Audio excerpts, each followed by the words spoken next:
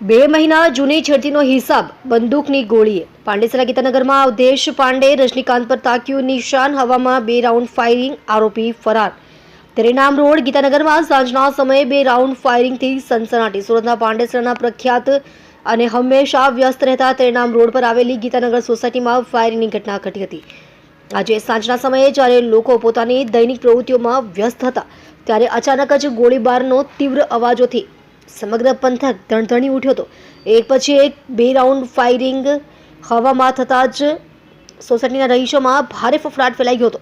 સાંજના સમયે મહિલાઓ અને બાળકો ઘરની બહાર હોય છે તેવા સમયે આ પ્રકારે હથિયારો ચમકતા આસપાસના લોકોમાં નાસભાગ મચી ગઈ હતી અને લોકો જીવ બચાવવા ઘરોમાં ભરાઈ ગયા હતા. છેડતીનો મામલો બન્યું કારણ પોલીસની પ્રાથમિક તપાસ અને સ્થાનિક સૂત્રો પાસેથી મળતી માહિતી મુજબ આ લોહિયાળ ખેલ પાછળ કોઈ તાત્કાલિક ઝઘડો નહીં પરંતુ જૂની અદાવત જવાબદાર છે.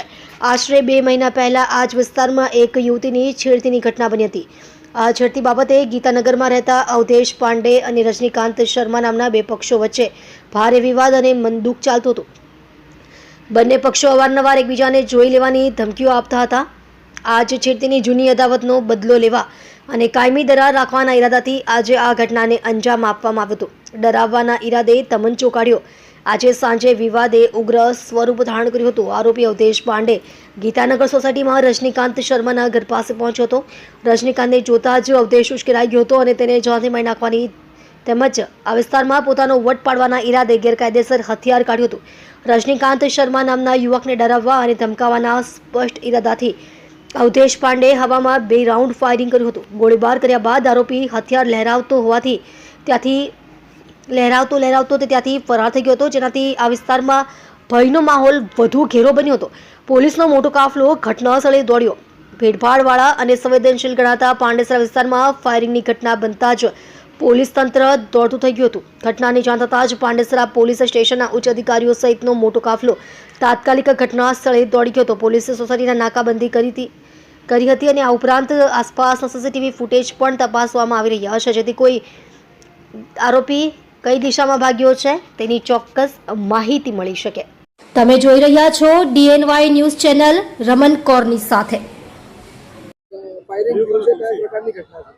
હા, બરાબર છે. પાંડેસરા પોલીસ વિસ્તારમાં તેરેનામ રોડ ઉપર ગીતાનગર આવેલું છે. ગીતાનગરમાં અંદર આ નવદુર્ગા મેડિકલ છે એ ગલીમાં ફરિયાદી છે રજનીકાંતભાઈ મોનુ શર્મા, જેના જણાવ્યા મુજબ અવધેશ વિનોદ પાંડે કે જેને આજથી 6 મહિના પહેલા બંનેને કોઈ બાબતે બોલાચાલી માથાકૂટ થયેલ, તો એનું વેર રાખી અને અવધેશે રજનીકાંતને બીડાવવા માટે 2 રાઉન્ડ કોઈ વેપનથી હવામાં ફાયર કરેલાની હકીકત એમને જણાવેલી છે. તો જે બાબતે રજનીકાંતભાઈની પોલીસ સ્ટેશન ખાતે ફરિયાદની કાર્યવાહી ચાલુમાં છે અને આરોપી બાબતેની તજવીજ ચાલુમાં છે. સાહેબ, ગોળીના જે કારતૂસ છે તે નીચે પડ્યા હતા, કયા પ્રકારની બંદૂક હતી અને ખાસ કરીને આરોપીનો શું ધંધો છે? હા, એ આરોપી મજૂરી કરે છે અને રજનીકાંત ફરિયાદી પણ મજૂરી કરે છે. જે કંઈ કારતૂસ બાબતેની વાત છે તો FSLના જણાવ્યા મુજબ જ પછી આગળ એ બાબતે માહિતી આપી શકાય. હાલ અમે ન કહી શકીએ, પણ 2 રાઉન્ડ કારતૂસ આપણને મળી આવેલા છે. પ્રાથમિક તબક્કે સાહેબ શું સામે આવ્યું છે? કયા પ્રકારની ઘટના છે? કયા કારણોસર મારવામાં આવ્યું છે? 6 મહિના પહેલા કોઈ બાબતે એમને માથાકૂટ બોલાચાલી થયેલી હતી અને એ બાબતે બંને વિરુદ્ધમાં અલગ અલગ દિવસોમાં ગુના દાખલ થયેલા હતા અને એનું વેર રાખીને રજનીકાંત જે ફરિયાદી છે એના કહેવા પ્રમાણે આજે અવધેશે 2 રાઉન્ડ ફાયરિંગ હવામાં બીવડાવવા માટે કરેલ છે એવું જણાવે છે.